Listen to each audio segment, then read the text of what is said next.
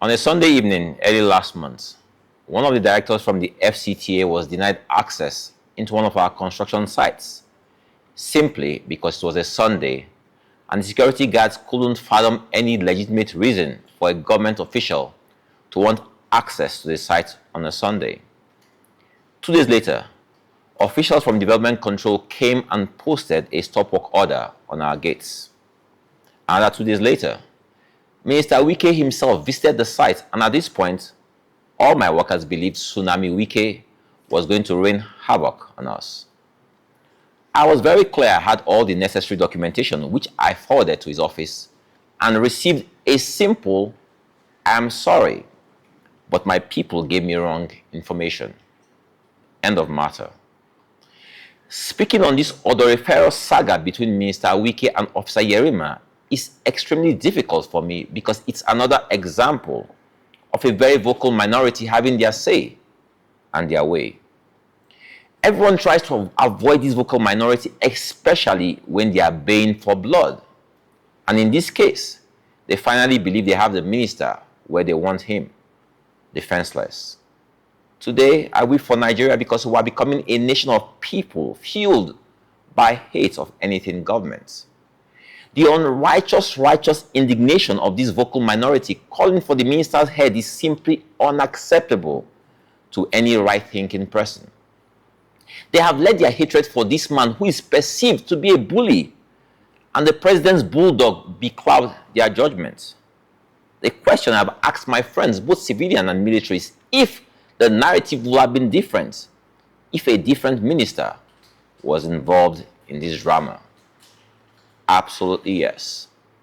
We will all see the fact that the minister was provoked into calling the officer a fool, and the officer was also provoked into calling police officers bloody policemen.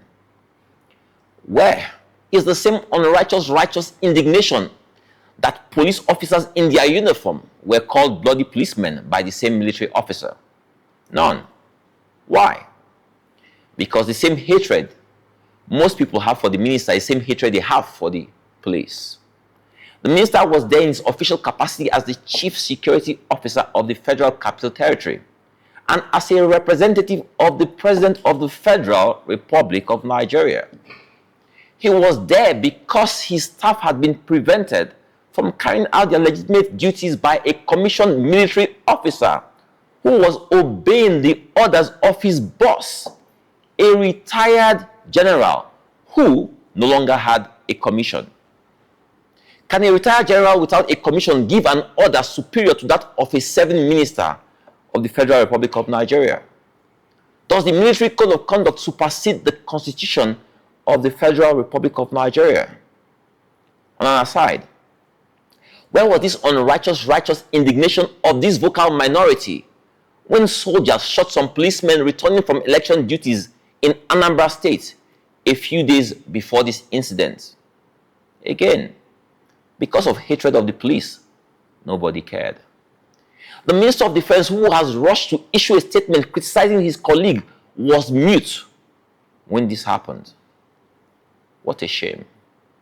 Because of hatred of Nigeria, nobody cares that foreign terrorists are taking over our land. Because of hatred of the president, nobody cares when there are rumors of coups. Because of hatred of the police, nobody cares when the police are regularly assaulted by the military.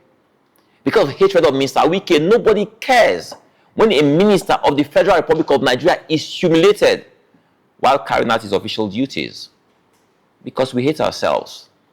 Nobody will care when tomorrow this same military will trample on your rights because you have told them that in this animal farm called Nigeria, all animals are equal, but some animals are more equal than others.